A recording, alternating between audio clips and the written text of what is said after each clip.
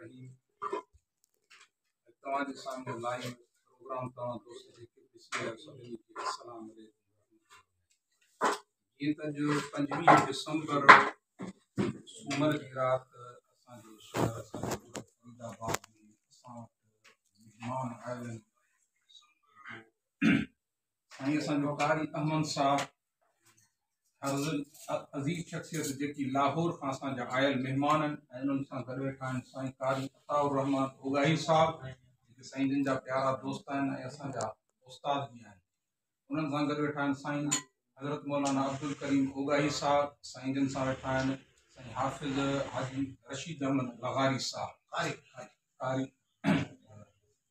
ऐं हेॾा असांजो उस्ताद मोहतरम हाफ़िज़ अहमद ख़ान सुमरो साहब ऐं साईं शरफ़ुद्दीन बेपर साहब तव्हांजे साम्हूं आहिनि। ऐं असां फरीदाबाद में बि हिन जामा मस्जिद हिन मदरसे में वेठा आहियूं। तव्हांखे हिननि दोस्तनि जो तारुफ़ बि करायोसीं ऐं असांजी मच कचहरी आहे अव्हांजे साम्हूं जेके बि दोस्त ॾिसनि था साईं जिन जो इशारो बि थी वियो। हिननि जी ख़िदमत महिमान नवाज़ी बि कईसीं। ॾिसण वारो इहो न सोचे त सिर्फ़ु ॿाहिरि ते वेठा आहियूं। माशाअल्लाह ज़बरदस्त नमूने सां साईं वारनि जी ख़िदमत कईसीं। जेकर अव्हांखे को शक हुजे त साईं वारनि खां तव्हां लाइव पुछी सघो था तव्हांजी ख़िदमत थी या न थी।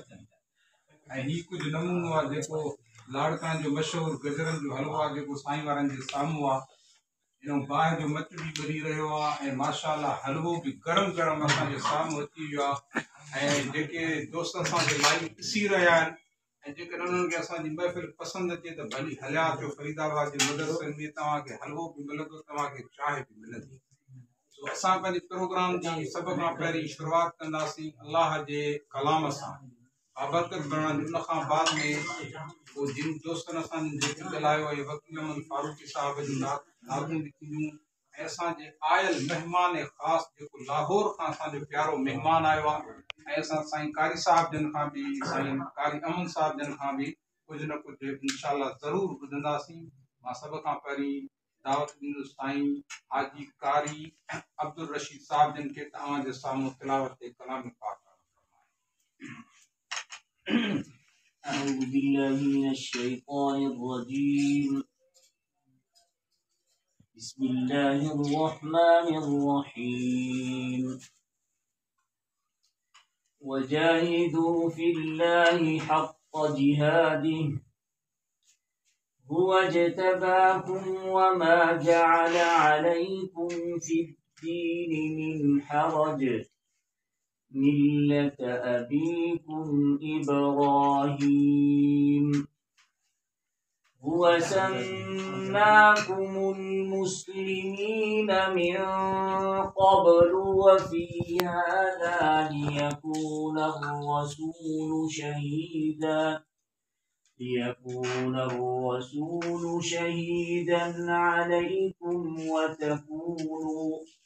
وتكونوا شهداء على الناس فأقيموا الصلاة وآتوا الزكاة واعتصموا بالله هو مولاكم فنعم المولى ونعم النصير صدق الله العظيم.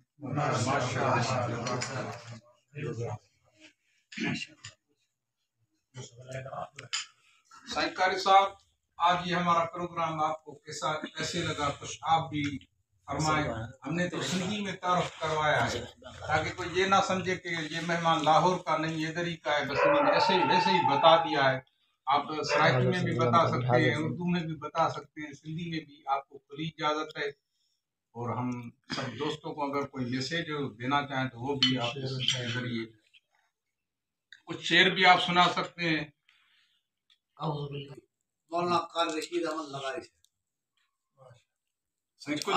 मोहताज न आहे मूं बि गुज़ारिश कंदुमि अहिड़ी जीअं वेठा आहियूं महफ़िल जेकॾहिं कराची में खणी वञे